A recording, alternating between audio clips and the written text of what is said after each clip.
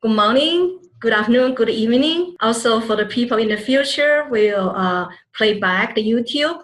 Welcome to EIB Excellence in Breeding Platform and also GOBI Genomic Open Source Breeding Informatics Initiative joint monthly webinar series. So I'm your host, STORR Gao. We have been hosting GOBI monthly seminar since 2016. So this year on, EIB and GOBI joint force will provide a series of free monthly webinars. So the webinars are conducted on Mondays. Sessions start at 10 a.m. US Eastern Time. Also, you can preview the upcoming webinars through the link. Our sessions are broadcasted on kernel.zoom.us /GOBI webinar. Interested parties feel free to subscribe yourself on gobiproject.org by filling in the subscription form. So for today, we are very excited to have Dr. Kate Dreher from CIMMYT to host today's webinar.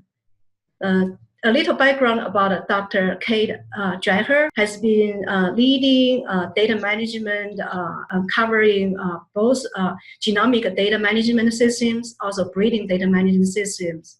So in the past, including breeding management system, basically developed by integrated breeding platform, and currently is enterprise breeding management systems, also called Breeding for Result, 4R. And from genomic data management system, that's a GOBI. So her team have been doing excellent job. So for today's seminar, she's going to introduce us the speaker and the presenter.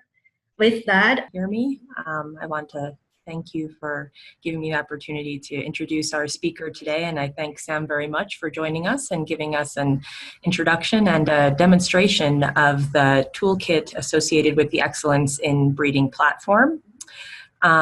Sam studied at Manchester University. He started there studying history and got his Bachelor's of Arts degree there, and then continued on to get a master's degree there in humanitarianism and conflict response. And he has been working in a number of positions since then, including joining CIMMYT to work in the communications group in 2013. He provided wonderful support in general communications earlier on, but has in recent years, since the start of the Excellence in Breeding project, been working as the lead consultant on communications for that platform. So without further ado, I'd like to thank Sam again for speaking to us and ask him to start his demonstration.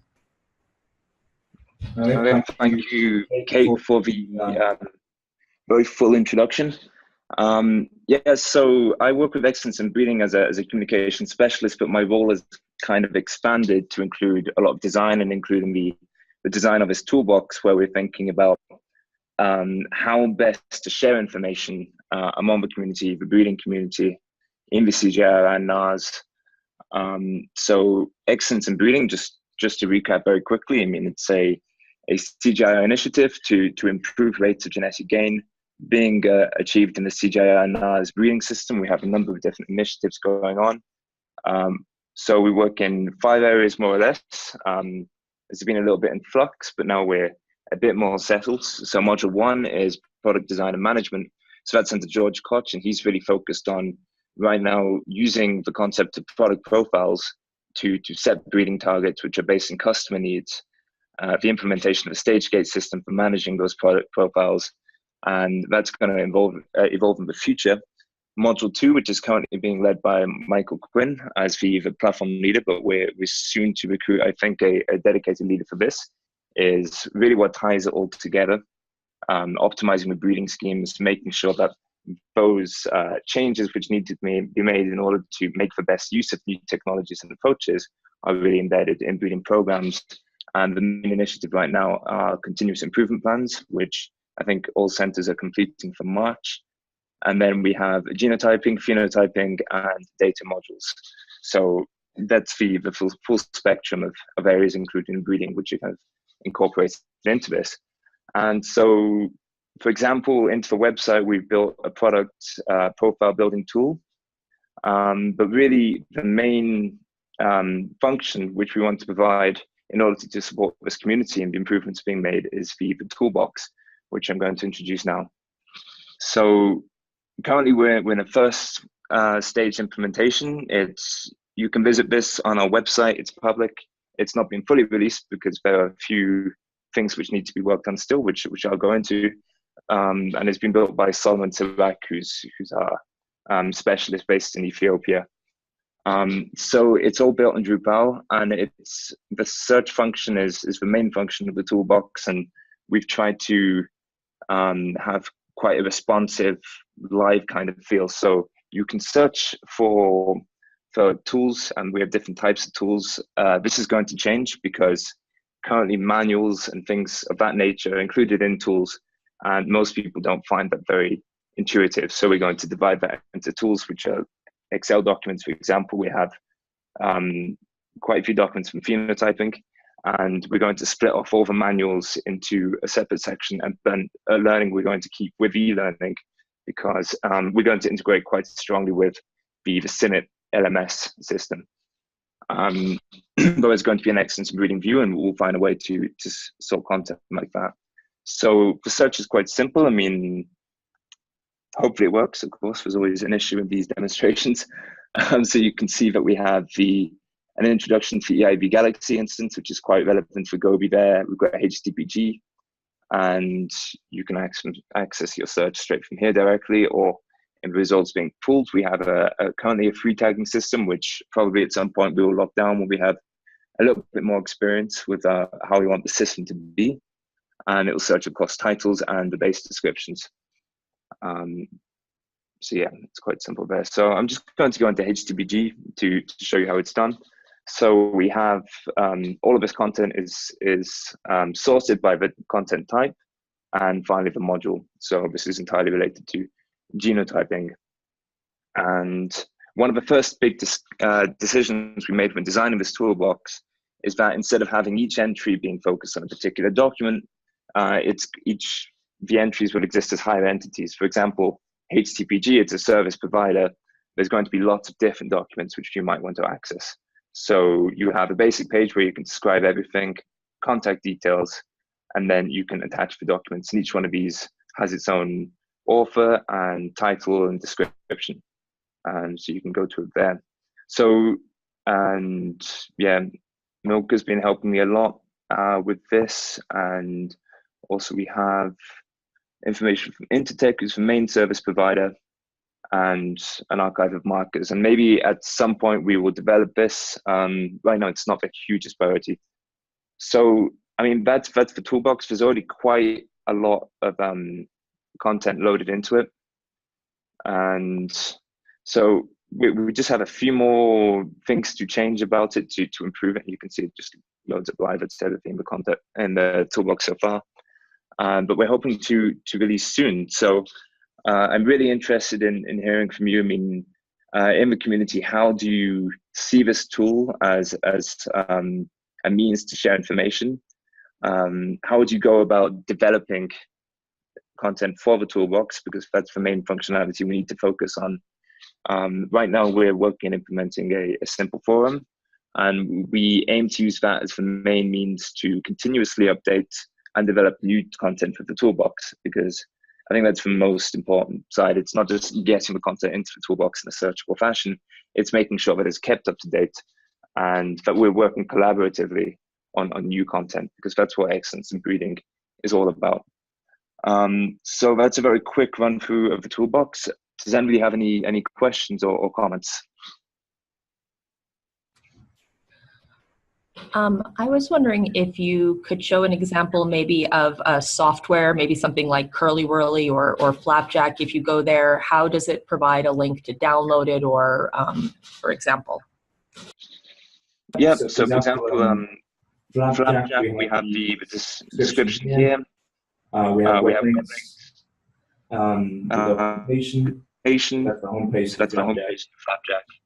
So I try not to, when I'm linking out content, I try not to include information that might go out of date, which you have to keep tracking. So in this case, I prefer to link to the Flapjack page, and hopefully Be linked to. So that's the main way we're including this kind of content. And should be on tagging properly. You should be able to just go back to the search. Sorry. So you should be able to search for Android apps just by searching like that. So that's all the Android apps we have so far. Yes, that's how that works.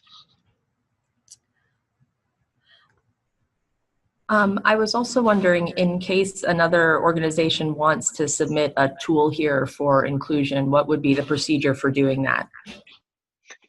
Yeah, so that's the main functionality we're looking at. How is this process of submitting information and developing it handled? I mean, currently we have a contact page, which you can access probably easiest from the homepage, contact us, but I'd rather have a dedicated function. So when you're submitting your content, there's a couple of fields you can fill in.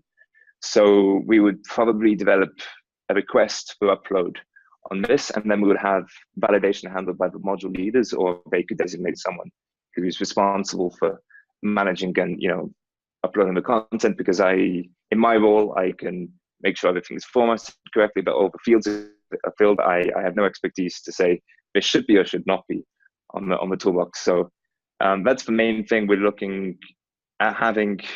That's the main reason we haven't launched yet, is to make sure that we have everybody on board with their roles and responsibilities and a simple submission and validation process in there. So that's how it would work anyway. So if you're submitting a tool, I mean, it's quite simple. I need to, now that I have a bit more experience uploading content, I'm going to work on this to kind of lock down the information you can submit here, so that we have higher quality. But yeah, that's how it would work.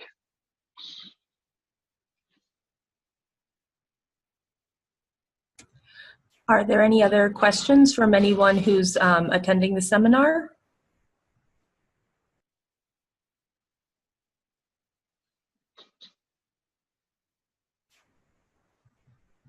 So yeah, if no question, I have one question, Sam. Yeah, go ahead. Yeah.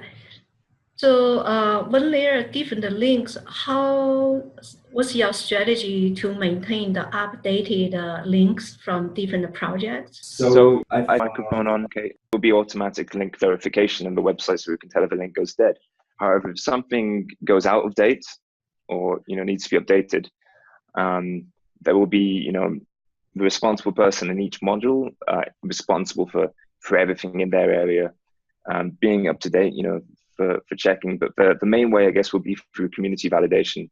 So in the forums, in the forum design we have currently, each module is going to have a space in the forums, and there will be a space there to discuss each tool, not just to check that links are up to date or report things, but also to say, like, this could be improved, or to share experiences, because those forums, as well as verifying the quality of what we have in the toolbox, they'll be a springboard basically for developing new kinds of content, which could be updates to the tools themselves. They could be use cases. They could be examples of workflows.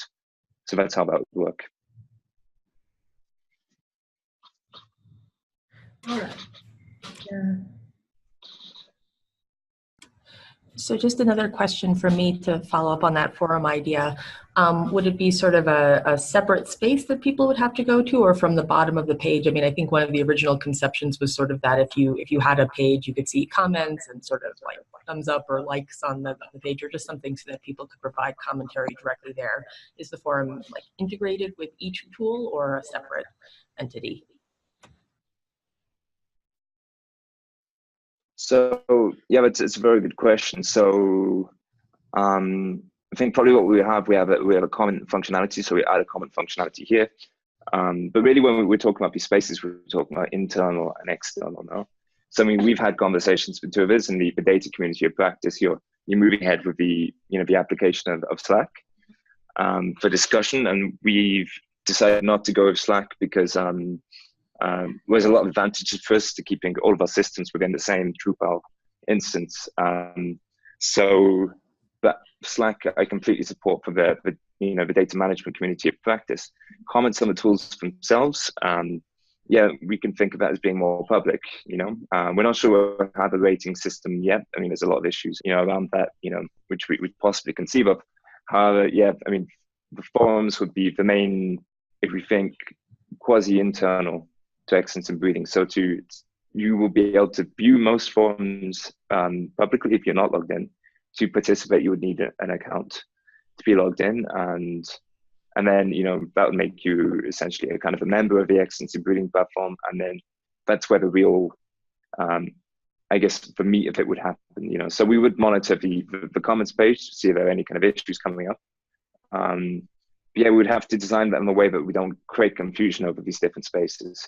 And for me, really, the forums, because of that kind of extra functionality you can build in through replies, via uploading files, that's the main place where I want interaction to occur based on the tool. Do we have any other questions or comments or suggestions from anyone who's on the line? So another question, Sam, are all the tools open source, or you will? Yeah, I mean, so far, for example, I'll show you how we handle that. So when you're adding a tool, we ask you essentially to sign a disclaimer that you have ownership of the intellectual property, that it's free of viruses and spyware, and that you have the author's permission to upload this. The main model for us is open source, of course. We have service providers, so I mean, that would be a different conceptualization, but I think, yeah, all the tools so far are open source tools. Oh, that's good. And is this something then at our next community of practice meeting that we could encourage our community members to submit tools or other